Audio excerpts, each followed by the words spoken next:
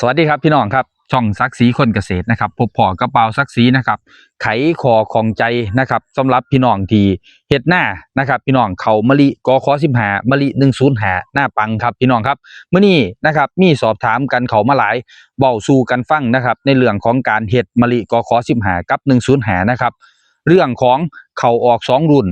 ตอนนี้เพิ่นบอกว่าเขาออกห่วงแล้วนะครับพี่น้องครับออกห่วงเดือนกุมภาบ่ทันถอดเดือนกุมภาเดือนนี้เดือนมกราอยู่วันที่20กว่าๆนี่นะครับเขาเริ่มออกห่วงแล้วเป็นจังไดเบาสักสีมีผลกระทบบ่เขาคือออกไวแท้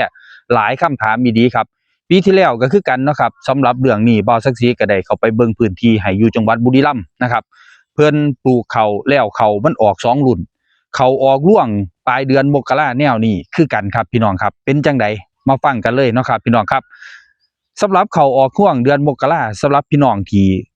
บ่ค่อยได้เฮ็ดหน้าปังต่อเนื่องคือจังบ้านเบาสีนี่เฮ็ดหน้าปังทุกๆปีนะครับประมาณ40กว่าปีที่เฮ็ดหน้าปังมาแล้วนะครับกข15นะครับมะลิ105ก็มีนะครับ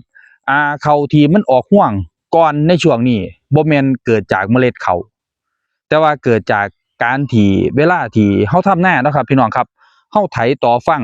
ต่อสร้างเขานะมันยังมีตัวสีเขียวๆอยู่นะครับหรือว่า เฮาตีตอสั่งบ่แตกตอสั่งบ่ตายบ่ได้มักตอสั่งก่อนตอสั่งที่เพิ่นเป็นเขียวๆน่ะเพิ่นก็แตกขึ้นมาแตกหน่อจากลำต้นหน่อจากแขนงนะครับหน่อจากเงานะครับตัวนั้นขึ้นมาเพิ่นสิถอกไว้นะครับแต่ว่าบ่แม่นจากเมล็ดที่พี่น้องหว่านนี่จากเมล็ดที่หว่านก็ยังสิอยู่ประมาณนี้อยู่นะครับบางพื้นที่สูงก็สิค่าศอกนี่ล่ะครับตอนนี้ถ้าเกิดว่าออกจากตอสั่งแนวนั้นอายุของเพิ่นนะครับเพิ่นสิถอกไว้ประมาณ จริงๆแล้วถ้าออกจากตอหรือแบบเขาว่าตัดตอนะครับพี่น้องครับ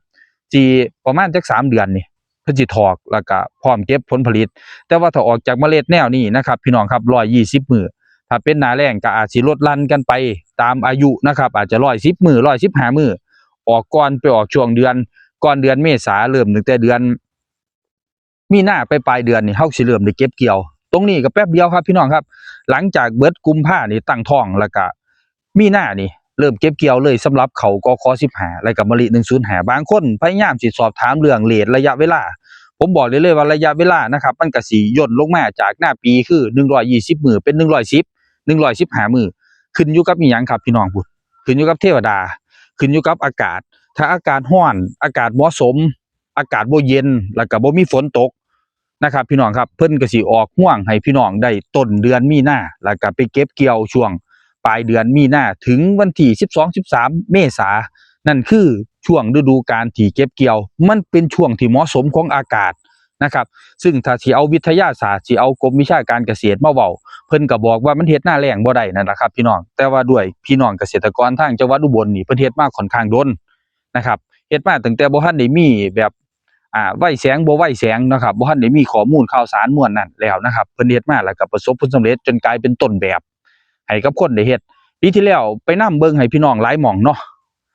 หลายจังหวัดเลยทีเดียวถ้ามีโอกาสได้ผ่านไปก็แวะเบิ่งให้ได้ครับพี่น้องครับคือเข้า2รุ่นมีผลกระทบบ่เข้า2รุ่นบ่มีผลกระทบแต่ถ้าอยากให้เฮ็ดเป็นรุ่นเดียว1จะต้องไถกลบเฟืองไว้ให้มันเน่าแล้วก็ไถอีกเทื่อนึงแล้วก็ตีดินแนวนี้สิบ่มีเข้า2รุ่นถ้าเข้า2รุ่นในกรณีที่เกิดขึ้น1นะครับพี่น้องครับเฮาหว่านโดยที่ ต่อเขาเก่าบ่ทันตายส่วนมากสิเป็นมะลิ105เพราะว่ามะลิ105ทางจังหวัดอื่นเพิ่นเกี่ยวเดือนพฤศจิกายนนะครับแล้วเฮามาเฮ็ดเดือนธันวาต่อเขากับต้นเขามันบ่ทันตายมันก็แตกแขนงขึ้นมาแล้วตอนนี้มันก็ถอกมันก็ออกร่วงแล้วมีผลกระทบอีหยังบ่นะครับ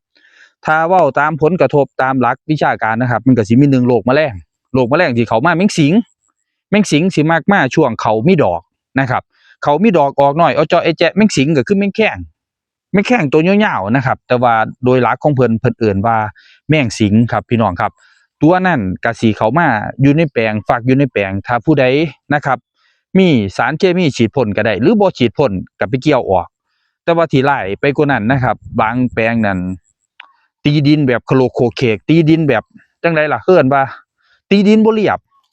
แล้วก็ต้นเขาต่อเขานี่ก็ตีตายแน่บ่ตายแน่เป็นจำนวนมากมันเลยเฮ็ดให้เขา2รุ่นเนี่ยนะครับรุ่นแรกนี่ออกหลายแห้งรุ่นแรกที่ออกจากกอหรือว่าออกจากต้นเขานี่หลายตอนนี้ก็กำลังมีห่วง มันสิไปเก็บเกี่ยวช่วงเดือนกุมภาแต่ปัญหามันอีกเขารุ่นหนึ่งมันบ่ทันออกสิเอารุ่นใดดีบ่าวสักสีจังซี่นะครับเขารุ่นแรกที่ออกจากตอสั่งนะครับพี่น้องครับห่วงเพิ่นสิบ่ใหญ่เขารุ่นที่สองที่ออกจากเมล็ดแนวนี้ห่วงสิยาวสิใหญ่ซ้ำเขาปกติที่เฮาเฮ็ดหน้าปี ดังนั้นก็ให้พี่น้องเลือกบางท่านเพิ่นก็เกี่ยวออกนะครับบางท่านก็เก็บไว้แต่ว่าเก็บไว้มันก็กลายไปเป็นเขาสะสมแล้วก็ดูดกินปุ๋ยสุดท้ายเขาม่วนนั่นก็สิขอบแล้วก็ทิ่มไปซื่อๆดังนั้นถ้าเกิดมีเวลานะครับก็ให้เก็บเกี่ยวออกสำหรับคนที่เฮ็ดใหม่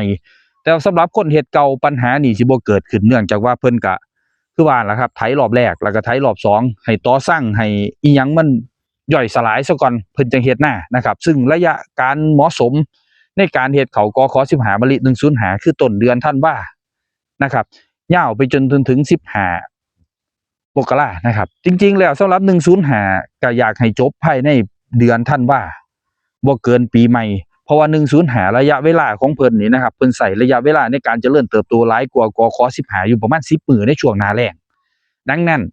ตรงนี้พี่น้องต้องวางแผนแล้วก็เตรียมนะครับอย่ามาหว่านช่วงนี้เด้หลังจากนี้นะบ่าวสักสีบ่แนะนำให้หว่านเลย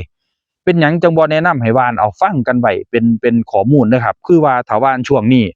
เขามันสิไปออกร่วงช่วงปลายเดือนมีนาพอออกร่วงช่วงปลายเดือนมีนากระทบกับฝน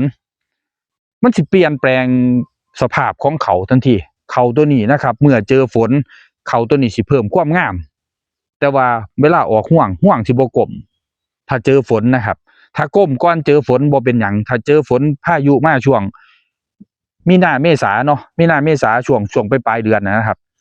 มันสิเฮ็ดให้เขาแปรสภาพไปแล้วก็อยากแตกหน่ออยากแท่งแหนงขึ้นมาเขาสิบ่ได้รับผลผลิตในช่วงนั้นดังนั้นเรทเวลามันสำคัญถ้าผู้ใดอยากหว่านก็ต้องเข้าใจเรทเวลาบ่าวสีก็ให้ความรู้ในเรื่องเรทเวลาทุกๆคลิปเพื่อบ่ให้พี่น้องพลาด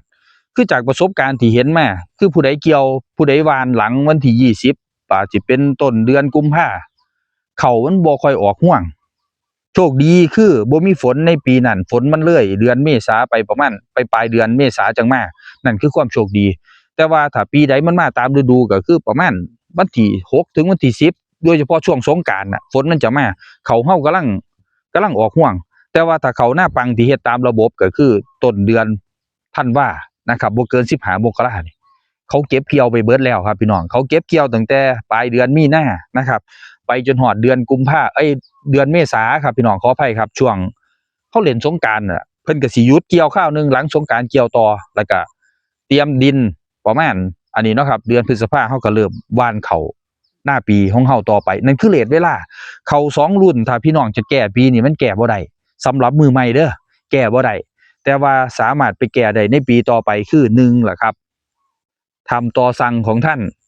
ให้ย่อยสลายก่อนให้มันตายก่อน2นะครับพี่น้องครับหว่านในช่วงที่เหมาะสมคือช่วงที่เหมาะสมเดือน